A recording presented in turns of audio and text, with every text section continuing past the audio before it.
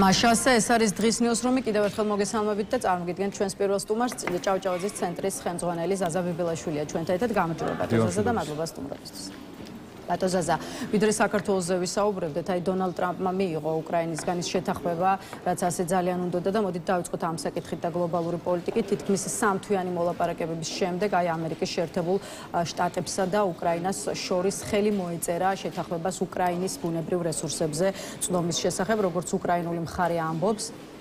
შეთანხმების მიხედვით კიევი და ვაშინგტონი შექმნიან უკრაინის აღდგენის საინვესტიციო ფონდს, რომელიც ესე ვთქვათ ორიენტირებული იქნება გლობალური ინვესტიციების მოზიდვაზე, ასევე შეთანხმების ძირითადი დებულების თანახმად წიაღისეული უკრაინის საკუთრებაში რჩება და სწორედ უკრაინის სახელმწიფო გადაწყვეტს და განსაზღვრავს სად და რა მოიპოვოს. დოკუმენტი ასევე ითვალისწინებს შტატებსა და უკრაინას შორის თანაბარ პარტნიორობას. ფონდი 50-50-ის პროპორციით იქმნება და არც ერთ მხარეს არ ექნება გადამწყვეტი ხმის უფლება და კიდევ ერთი დოკუმენტი არ ითვალისწინებს არანაირ ვალს ხელმოწერილ შეთანხმებაში. არაფერია ნათქვამი შეერთებული შტატების მიმართ უკრაინის ვალზე. შეთანხმების განხორციელება ორივე ქვეყანას საშუალებას მისცემს თანაბარი თანამშრომლობისა და ინვესტიციების გზით გაზარდონ თავიანთი ეკონომიკური პოტენციალი. ეს არის ის, რასაც ამბობს უკრაინული მხარე. აი რა სიტყვით თქვენ, რას იღებს ამ შეთანხმებით ტრამპი და ამერიკა და რაც ასევე ძალიან მნიშვნელოვანია, რას იღებს უკრაინა? დილამშვიდობის კიდევ ერთხელ დიდი მადლობა მოწვევისთვის. ძალიან კარგი რამ მოხდა ამ შეთანხმების ხელმოწერით, მრავალი თვალსაზრისით. პირველი მე როგორც ერთ რიგით მოხალხეს მინდა უკრაინის გულშემატკივარს ამ ომში ჩვენი საერთო მტრის წინააღმდეგ მინდა სიხარული გამოვხატო და შევაქო ასე ვთქვათ უკრაინის ხელისუფლება ვინაიდან მისალოცი ამბავია. მისალოცი ამბავია ერთი მხრივ და მეორე ორმაგად მისალოცია ვინაიდან ის დრაფტი, ანუ პირველი პროექტი ხელშეკრულების, რომელიც იდო მაგიდაზე ხელმოსაწერად ძალიან მძიმე შინაარსის იყო, ამაზე პრესაში ძალიან ბევრი დაიწერა და ძალიან რთული იქნებოდა თავად მისი უკრაინელი ხელმომწერისთვის იმის გაყიდვა, ასე ვთქვათ, შიდა პოლიტიკურ ბაზარზე, როგორც წარმატებისა. ეს, რასაც დღეს ხელი მოეწერა, გუშინ უკაცრავად, არსებითად განსხვავებული ხელშეკრულებაა.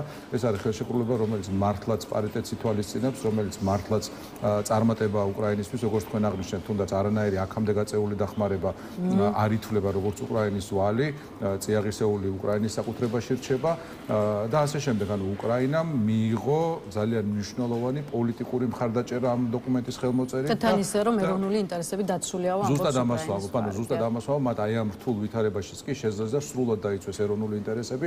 მეორე მხრივ ტრამპის ადმინისტრაციას და კონკრეტულად პრეზიდენტ ტრამპს მიეცა საშუალება, რომ ეს დოკუმენტი საკუთარი ამორჩევლისთვის, ამერიკელი ხალხისთვის აეხსნა როგორც პოტენციურად მიღებული 350 მილიარდი დოლარი. ზუსტად ეს განაცხადა ტრამპმა, როდესაც ამ დოკუმენტის შესახებ ისაუბრა და შესაბამისად მისი ერთ-ერთი მიმდინარე თუ პატარა თუ არც თუ ისე პატარა ამოცანა უკვე შესრულებულად ჩაითვალა და ამ შესრულებაში მას გვერდში ედგნენ უკრაინელები.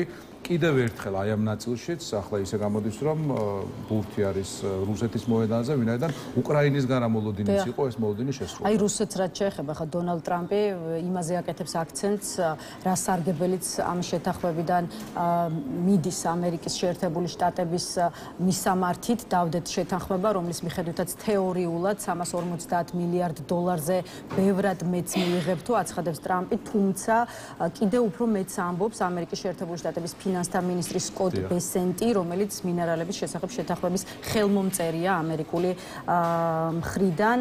ამერიკის შეერთებული შტატებისა და უკრაინის რეკონსტრუქციის საინვესტიციო ფონდის შექმნის შესახებ შეთანხმება ნათლად მიანიშნებს რუსეთს, რომ ტრამპის ადმინისტრაცია სამშვიდობო პროცესის ერთგულიაო, აცხადებს ამერიკის ფინანსთა მინისტრი. აი მართლაც რა მესიჯია უკვე ეს შეთანხმება უშუალოდ მოსკოვისთვის? მოსკოვისთვის კიდევ ერთი საბაბი გაქრა იმისა, რომ უკრაინა დაედანაშაულებინა, ასევე გაქრა ეს საბაბი იმ ძალებისთვის ამერიკის შეერთებულ შტატებში, რომელსაც არანაკლებ ჰქონდათ იმის სურვილი, რომ უკრაინაზე გადაეტანათ ისრები, ასე ვთქვათ, და ის დაედანაშაულებინათ სამშვიდობო პროცესის ჩაშლისთვის.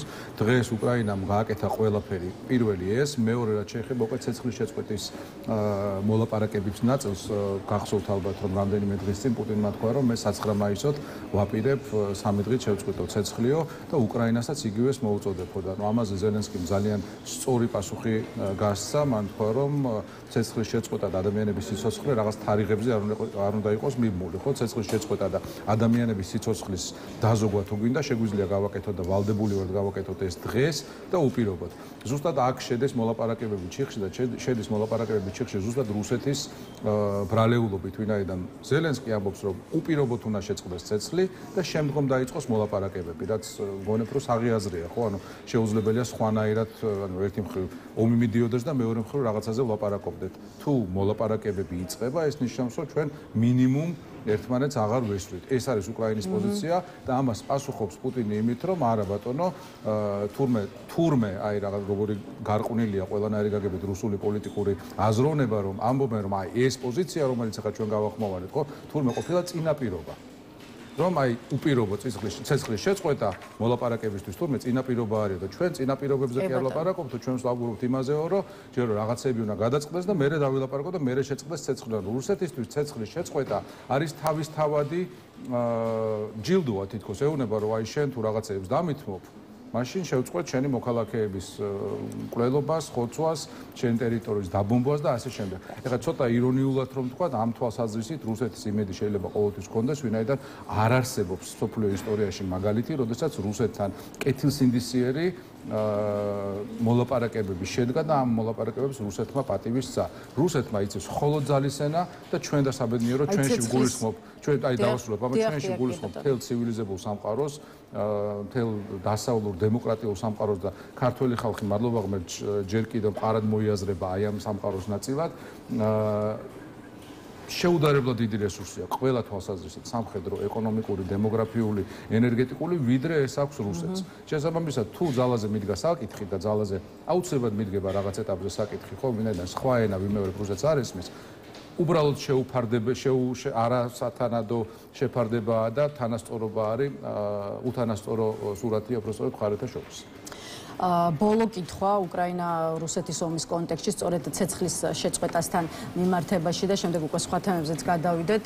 ცეცხლის შეწყვეტას რაც შეეხება, მართლაც ხედავთ, რომ ამ გადაწყვეტილებამდე რუსეთის მიყვანა უჭირს, ხო, შეერთებულ შტატებს, რის კონტექსტშიც შტატებმა უკვე რამდენჯერმე დაანონსა, რომ თუ შედეგს ვერ დაინახავს, შუამავლის როლის თამას შეწყვეტს და პროცესიდან გავა. გუშინ უკვე კაია კალასმა, ევროკავშირის უმაღლესმა წარმომადგენელმა გააკეთა განცხადება, რომ ევროკავშირს აქვს გეგმა B იმ შემთხვევისთვის, თუ ამერიკა უკრაინის სამშვიდობო მოლაპარაკებებს მიატოვებს. აი საბოლოო ჯამში აი პირადად თქვენ რა ამბოლოდინი გაქვთ, როგორ დასრულდება ეს ამბავი, რამდენად მოუწევს შტატებს პროცესიდან გასვლა და ამ შემთხვევაში რა შეიძლება იყოს ევროკავშირის გეგმა B-ს შინაარსი? ეს პოზიცია ძალიან ცუდია, პირდაპირ რომ ვთქვათ, ვინაიდან პუტინისთვის ეს არის სიგნალი, რომ შენ თუ დაბომბვას გააგრძელებ, ანუ შესაბამისად ცეცხლის შეწყვეტა თუ ვერ შედგა, მაშინ ამერიკა სურათიდან გავადა.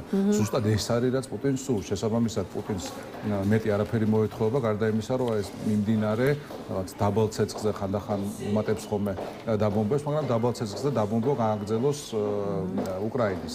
რომ მიიღოს ამერიკის გასვლა ამ კონფლიქტიდან, რაც საბოლოო ჯამში მისი მიზანი არის კიდევაც, ვინაიდან ევროპას მიუხედავად იმისა, რომ აქვს გეგმა B და ამ გეგმის მიმართულებით ძალიან ბევრს აკეთებენ, მაგრამ მაინც სჭირდება საკმაოდ დიდი დრო იმისთვის, რომ იმ დონეზე მივიდეს შეიარაღების და ზოგადად სამხედრო ძლიერების თვალსაზრისით, რა დონეზეც დღეს უკვე არის ამერიკის შეერთებული შტატები.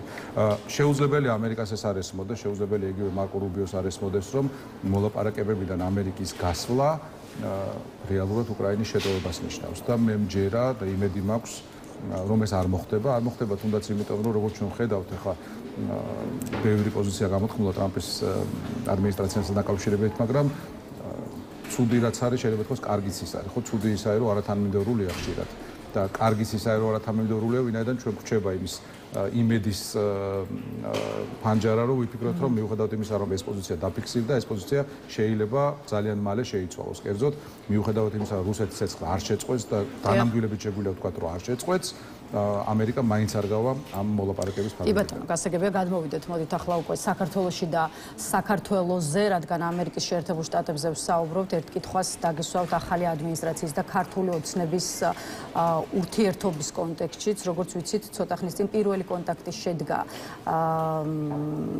ორ ქვეყანას შორის ვიცე-პრემიერ ლევან დავითაშვილის და ამერიკის სახელმწიფო მდივნის თანაშემწის მოადგილის დონეზე. საქართველოს მთავრობა და პერსონალურად ლევან დავითაშვილი შეხვედრით კმაყოფილია. ამერიკის შეერთებულ შტატებში კი ამ აუდიენციაზე ასეთ რამეს ამბობენ. დახურულ დიპლომატიურ საუბრებზე კომენტარს არ ვაკეთებთ. შეერთებულმა შტატებმა ნათლად აჩვენა თუ რა ნაბიჯების გადადგმა შეუძლია საქართველოს მთავრობას, რათა დაამტკიცოს, რომ იგი სერიოზულადაა განწყობილი შეერთებულ შტატებთან ურთიერთობების გაუმჯობესების კუთხით გლობალ ნიუსის კითხვას უპასუხეს ასე სახელმწიფო დეპარტამენტში. აი რას უნდა ნიშნავდეს ის, რომ ამერიკული მხარე ლევან დავითაშვილთან შეხვედრას უწოდებს არა პოლიტიკური ხასიათის შეხვედრას, არამედ დიპლომატიურს, არ საუბრობს ამ აუდიენციის შინაარსზე და ქართულ ოცნებას კიდევ ერთხელ შეახსენებს, რომ თუკი ურთიერთობების გაუმჯობესება უნდა, მაშინ უნდა გადადგას კონკრეტული ნაბიჯები, რომელიც არ ვიცით რას გულისხმობს მის თავში. მოდი ჯერ შევადაროთ, სად ვიყავით და სად აღმოაჩინა, სადამდე მიიყვანა ხელისუფლება და საქართველოს სახელმწიფო ივანიშვილმა. ჩვენ ვიყავით სახელმწიფო, სადაც ამერიკის პრეზიდენტი უშუალოდ თვითონ ჩამოდიოდა. ამბობდა ისეთ რაღაცას, რასაც ზოგი ეთანხმებოდა, ზოგი არ ეთანხმებოდა, მაგრამ ფაქტია, რომ აქ ამერიკის პრეზიდენტი ჩამოდიოდა თვითონ და ქართულ სახელმწიფოს უცხადებდა მხარდაჭერას. დღეს აი ამდენ თვიანი წვალების მერე, ამდენ თვიანი ლობირების შემდეგ, ამდენი ათეული მილიონის დახარჯვის შემდეგ ივანიშვილის რეჟიმმა მიაღწია იმას, რომ მისი დე-ფაქტო ხელისუფლების ვიცე-პრემიერი ამერიკის საგარეო სახელმწიფო მდივნის თანაშემწის მოადგილეს ხდება. საცოდაობაა, ხო, აი ის ვითარება, რომელშიც ქართული სახელმწიფო აღმოჩნდა ივანიშვილის პირობაში. მხოლოდ ამაზე რო მხოლოდ გარე მაჩვენებლებს რო შევხედოთ და შინაარსში არ შევიდეთ. შინაარსზეც აბსოლუტურად მართებულად ბრძანეთ თქვენ, რომ ეს იყო დიპლომატიური შეხვედრა, სადაც არათუ რაღაც კონკრეტული პროექტები, კონკრეტული მიმართულებები, კონკრეტული მხარდაჭერა კი არ განხილულა, როგორც ჩანს, არამედ კიდევ ერთხელ გადაიცა ამერიკელების მხრიდან ის ზოგადი გზავნილი, რომ ეს არის არასწორი გზა და ეს გზა ვერანაირად ვერ მიიყვანს ქართულ ოცნებას და სამწუხაროდ ამ შემთხვევაში ვერც ქართულ სახელმწიფოს ვერანაირად ქართული ოცნება ჯერჯერობით დე-ფაქტო აკონტროლებს ჩვენს ქვეყანას, ვერ მიიყვანს ამერიკასთან ურთიერთობების გადატვირთვასთან. ეხლა იმაზე რო ვისაუბროთ, აი რა არის საჭირო, ბუნებრივია პრაქტიკულად ყოველ მეორე დღეს ამბობენ, რომ მზად არიან ოცნების წარმომადგენლები, რომ გადატვირთონ ურთიერთობა ამერიკასთან, მაგრამ როგორ შეიძლება ამას სერიოზულად განიხილავდეს ვიღაც, როდესაც ანალოგიურად და პარალელურად საუბრობენ იმაზე, რა ცუდია ამერიკა, როგორც ცდილობს ჩვენი ქვეყნის არევას, როგორც ცდილობს ჩვენი ქვეყნის ომში ჩათრევას, როგორც ცდილობს ჩვენი ტრადიციების მორღვევას და ასე შემდეგ. ანუ ეს ორი ხო შეუთავსებელია ერთმანეთთან. რიტორიკას ეხმაურება კიდევ ერთხელ ჯო უილსონი, რომელიც მორიგ პოსტს აქვეყნებს და რომელსაც ქართველი მაყურებელი კარგად იცნობს როგორც იგივე მეგობარი აქტის ერთ-ერთ ავტორს. ხო, ის ძალიან აქტიურია საქართველოში მიმდინარე პროცესების მიმართ და ძალიან კრიტიკული ქართულ ოცნებასთან მიმართებაში. აი მოკლედ მის პოსტსაც გავაცნობთ მაყურებლებს. ყალბ ქართული ოცნების რეჟიმს სძულს ამერიკა და პრეზიდენტი ტრამპი. ის ანტიამერიკული შეთქმულების თეორიებს ავრცელებს და ქვეყანას ჩინეთის კომუნისტური პარტიისთვის ყიდის. კმარა გვერდში უნდა დაუდგეთ ქართულ ხალხს, რომელიც თავისუფალ და სამართლიან არჩევნებს მოითხოვს, წელს უილსონი, რომელიც კიდევ ერთხელ ახსენებს და ხას უსვამს მეგობარი აქტის მიღების მნიშვნელობას. ეხლა აი ამ აქტს რაც შეეხება, გუშინ გავრცელდა ინფორმაცია, რომ მას უკვე მომავალ კვირას ამერიკის შეერთებული შტატების წარმომადგენელთა პალატა განიხილავს საბოლოო კენჭისყრისთვის. რადგან ამ თემას შევეხეთ, აი გითხარით თქვენი პოზიცია, რა პერსპექტივა შეიძლება ამ აქტს, ამ კანონპროექტს კონდეს უკვე წარმომადგენელთა პალატაში და რამდენად უნდა ელოდოს ქართული ოცნება იმ სანქციებს, რასაც სწორედ მეგობარი აქტი ითვალისწინებს. პირველ რიგში მეგობარი აქტი არის შინაარსიტაციის, რაც არის სახელწოდებით. ის არის ქართველი ხალხის მეგობრების მიერ ქართველი ხალხის მხარდასაჭერად მიღებული დოკუმენტი იქნება, თუმცა არ არის მეგობარი ქართული ოცნების. ცხადია, ვინაიდან ქართული ოცნება არ არის ქართველი ხალხის მეგობარი და უკვე ძალიან ბევრი საუბრობს იმაზე, რომ რუსეთმა ქართული ოცნების ხელით მოახდინა ქართული სახელმწიფოს შიგნიდან მიტაცება. და ეს იქნება მომავალში, ანუ სასწავლო кейსი იქნება პოლიტიკური მეცნიერებისთვის და პოლიტიკოსებისთვის, როგორ მოახერხა რუსეთმა ის, რომ ქვეყანაში, სადაც ადამიანების თითქმის 90% მხარს უჭერს ქვეყნის გაწევრიანებას ევროკავშირში, ნატოში და ზოგადად დასავლური არჩევანი ჩვენი პოლიტიკური იდენტობის ნაწილია, ჩვენი ეროვნული იდენტობის ნაწილია, აი ასეთ ქვეყანაში უცბად თავზე დაგვასვა, ამას სხვა არაფერი არ ქვია, ადამიანები, რომლებიც ყოველდღიურად არათუ აკრიტიკებენ, არამედ აი უშვერი სიტყვებით ლანძღავენ, წარმოუდგენელი ლექსიკით საუბრობენ ჩვენს მეგობრებზე. და მარტო ხტოვებენ რუსეთის წინაშე. ხო, უბრალოდ რომ ვისაუბროთ, როდესაც ერთი ევროპარლამენტარი გამოვიდოდა და რაღაცა სიტყოდა წლების წინ ქართულ ოცნებაზე, ნუ ვიტყოდით რომელიმე წარმომადგენელი ოცნების გამოვიდოდა და იყო რომ ეს არის ერთი ცალკეული ევროპარლამენტარი, მის საზს მნიშვნელობა არ აქვს. მე როდესაც ევროპარლამენტმა უკვე მიიღო დაიწყო რეზოლუციების მიღება, ამბობდნენ რომ აი 500 ევროპარლამენტარი არაფერს არ ნიშნავს, ხო, ეს ევროპარლამენტი მიუხედავად იმისა, რომ 500 კაცია, თუმე deep state-ის მიერ კონტროლდება. მერე იტყოდა მაგალითად მაკრონი რაღაცას და ნუ მაკრონს თურმე ქვეყნის შიგნით არ ჰქონდა ძალიან მყარი პოლიტიკური პოზიცია. მერე ვილსონზე იტყვა რომ ვინ არის ვილსონი, მაგრამ კი ბატონო, ახლა ამაზე შეიძლება ყველაფერზე შედავება ან არ შედავება, მაგრამ მოდი შევხედოთ ქართული ოცნების მეგობარი ვინ არის, ხო, შეიძლება რომ საპირწონედ გითხრა რომ იცი რა ვილსონი არ მომწონს, მაგრამ აი ეს მომწონს. არავინ არ არის ესეთი დასავლეთში. არის მხოლოდ ზახაროვა, სიმონიანი, ლავროვი, პესკოვი, თავად პუტინი, ხო, ეს ხალხია მათი მეგობრები, ეს ადამიანები არიან, რომელიც მათ აქებენ და ახლა ძალიან დიდი ბოდიში შეიძლება ვიღაცას ასულელებენ ეს ადამიანები, მე ვსაუბრობ ქართული ოცნების წარმომადგენლებზე, რომ რა მნიშვნელობა აქვს მირას ამბობს, მაგრამ თვითონ პუტინი შტერი ხო არ არის, თვითონ ლავროვი, პესკოვი, ანუ სულელები ხო არ არიან. სანქციებს უნდა ეშინოდეს ქართულ ოცნებას და რადგან სანქციები ვახსენეთ, აქვე გითხავთ, აი რამდენიმე დღეს წინ ბლუმბერგმა გამოაქვეყნა მილიარდერთა სია, ხო, რომელშიც უკვე აღარ შედის ბიძინა ივანიშვილი, ხა. ბევრი ფიქრობს, რომ ამის მიზეზი არის უფრო ის კი არა, რომ ბიძინა ივანიშვილმა მილიარდები დაკარგა, არამედ ის, რომ ქართული ოცნების დამფუძნებელი საკუთარი ქონების გადამალვას და სხვებისთვის, ასე ვთქვათ, გადაფორმებას ცდილობს. აი თქვენ როგორ უყურებთ ამ საკითხს? პირველი უნდა ითქვას, რომ სანქციების ნამდვილად ეშინიათ, ძალიან ეშინიათ, ალბათ ყველა მიხილა რამდენიმე დღის წინ ერთ-ერთი მეწინავე სპიკერი ამ რეჟიმის, როგორ იყო მისული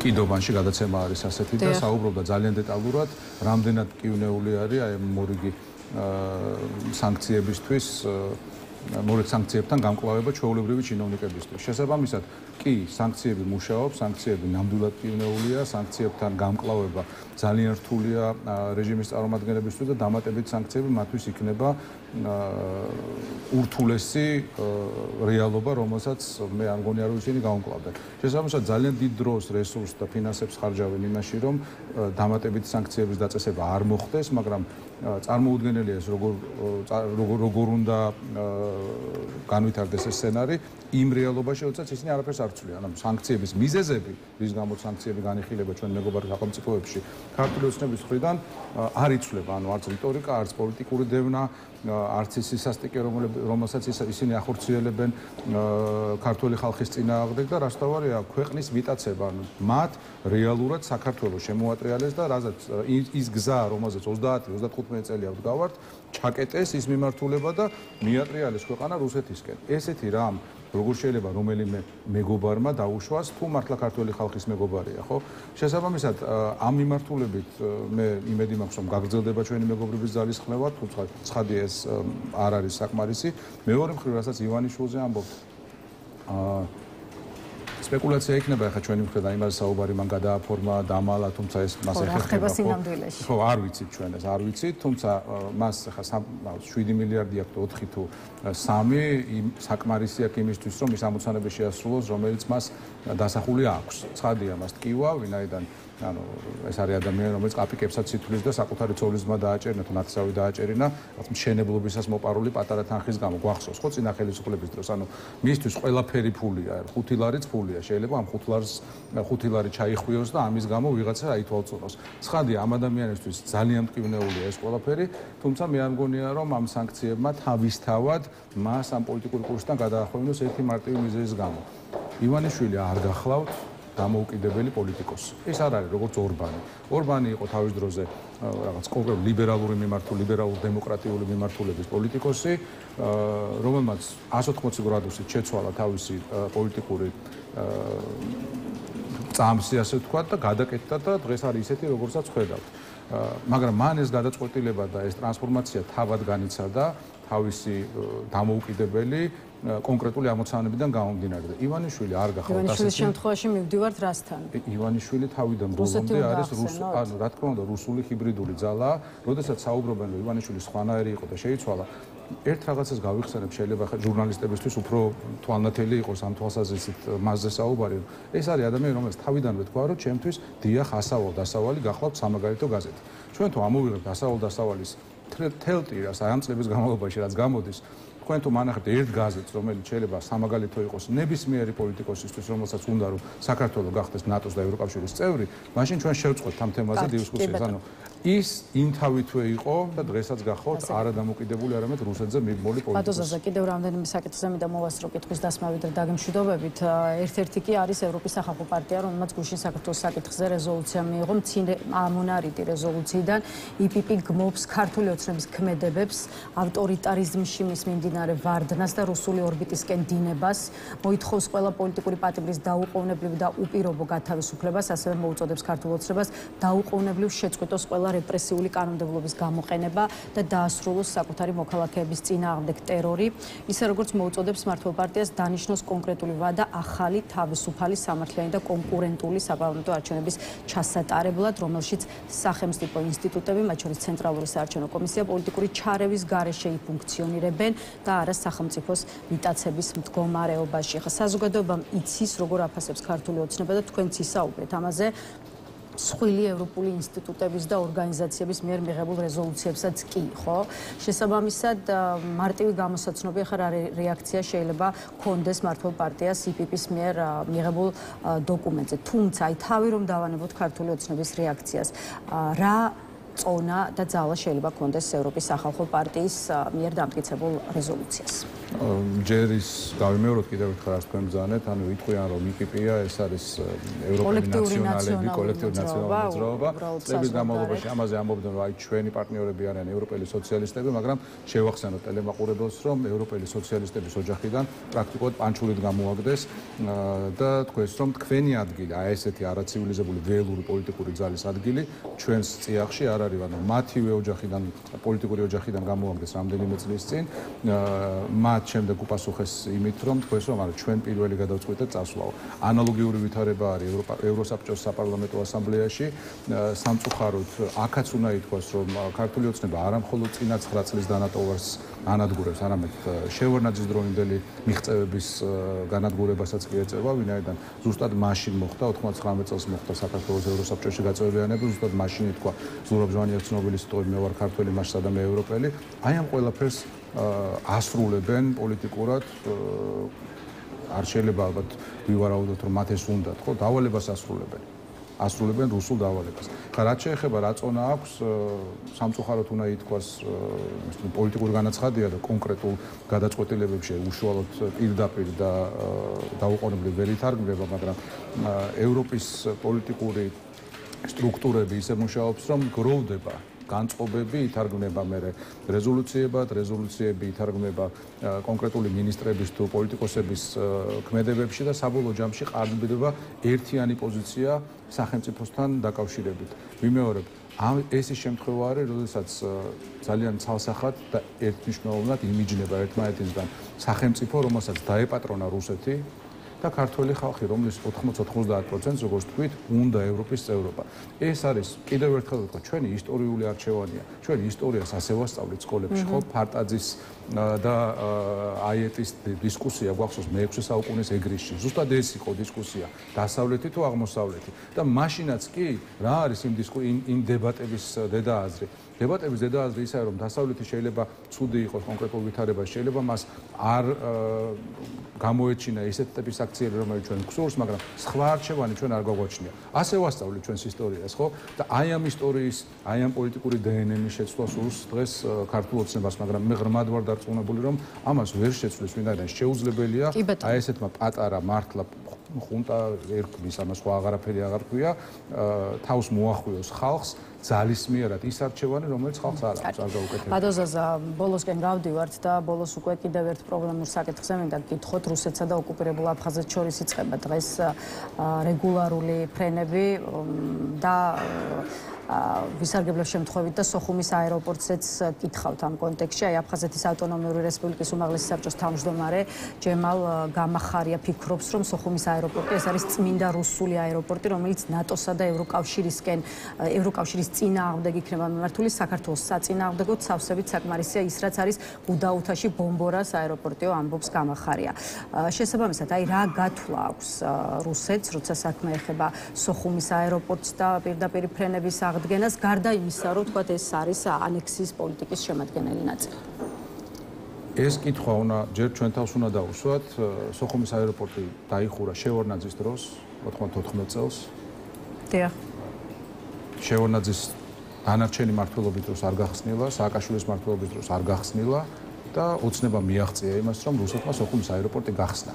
მოდი ასე შევხედოთ, ხო, ეს არის ოცნების პოლიტიკის შედეგი. ხო გვეუბნებიან, რომ აი ჩვენ პრაგმატულ პოლიტიკას ვაწარმოებთ, წინ მივიწევთ იქ ცალკე აფხაზეთთან შერიგების მიმართულებით, ცალკე რუსეთთან ურთიერთობა აღდგენას, ხო? ამით არ მოვიდნენ 13 წლის წინ, რომ წვანილზე უნდა ველაპარაკოთ რუსებს აბაშიძე კარასინის ფორმატში და სანაცვლოდ მივიღებთ რაღაცა ტიპის დივიდენდებს პოლიტიკურ თვალსაზრისით და წავიწევთ წინ. რა მივიღეთ შედეგად? მივიღეთ შედეგად სოციალური ოკუპაცია, გიგავად ხოზორია, ტატუნაშვილი, გინტური, სოხუმის აეროპორტის გახსნა და ამასობაში რა შვება სუსი? სუსი აქვეყნებს ანგარიშს, რომელშიც დასავლეთია წარმოჩენილი მტრად. ახალგაზრდული ბანაკები იმართება, რომ წავჭავჭავაძის ცენტრს გამართული აქვს არაერთი ახალგაზრდული ბანაკი. ბავშვები არა, ახალგაზრდებს ვესაუბრებით ილია ჭავჭავაძეზე, მე-19 საუკუნის განმანათლებლობაზე, კრიტიკულ აზროვნებაზე, იქ ხან დებატების ხელოვნებაზე ტარდება ტრენინგები, სხვადასხვა მიმართულებით ურთიერთობენ და სწავლობენ ახალგაზრდები და თურმე სუსისთვის ეს ყოფილა პრობლემა. აფხაზეთი არ არის პრობლემა. და ვიღაცას რო გაიტაცებენ ხოლმე ოკუპირებულ ტერიტორიაზე, სუსი რა შვება, ალბათ თქვენს ჰედლაინებშიც ხშირად არის IPN-ზე. სუსი განცხადებას ავრცელებს და ცხელხას ხსნის. ანუ პრეს-ცენტრია თუ სუსია. ანუ ჩვენი სახელმწიფოს უშიშროება და უსაფრთხოება მთლიანად მორღვეულია. მორღვეულია იმიტომ, რომ ის ემსახურება ერთი კონკრეტული ოჯახის სიმშვიდეს და კეთილდღეობას და ერთი კონკრეტული სახელმწიფოს არასაქართველოს გეოპოლიტიკური მიზნების გამყარებას საქართველოში. აი რა ნაბიჯებს უნდა ვდგამდეთ, თუნდაც უშუალოდ ფრენების აღდგენის საწინააღმდეგოდ. რას უნდა ითხოვდეს ოფიციალური თბილისი და ვისგან? ანუ არათუ უნდა ითხოვდეს ეს პოზიცია წლების განმავლობაში საქართველოს ჰქონდა დაკავებული, ანუ იკაოს წესები არის ამასთან დაკავშირებით, საერთაშორისო საავიაციო ფრენებსაც არეგულირებს და ამასთან დაკავშირებით არის სერიოზული ეჭვი, რომ ქართული ოცნების თუნდაც მდუმარე თანხმობის გარეშე ეს ფრენები ვერ აღდგებოდა. მე ამაზე მეტად ეხლა ნამდვილად არ შემიძლია ამ თემაზე საუბარი, მაგრამ ვიმეორებ, ჩვენ არ გვიხილავს ამ მიმართულებით ქართული ოცნების არც ერთი ქმედითი ნაბიჯი შეიძლება სადღაც ვიღაცამ შემთხვევით რაღაც განცხადება გააკეთოს. ეს არის და ეს. კი ბატონო, მადლობა იმისთვის, რომ იყავით ჩვენი სტუმარი და უპასუხეთ ჩვენს კითხვებს. ზაზა ბიბილაშვილი პასუხობდა ჩვენს კითხვებს. კიდევ ერთხელ შეგახსენებ.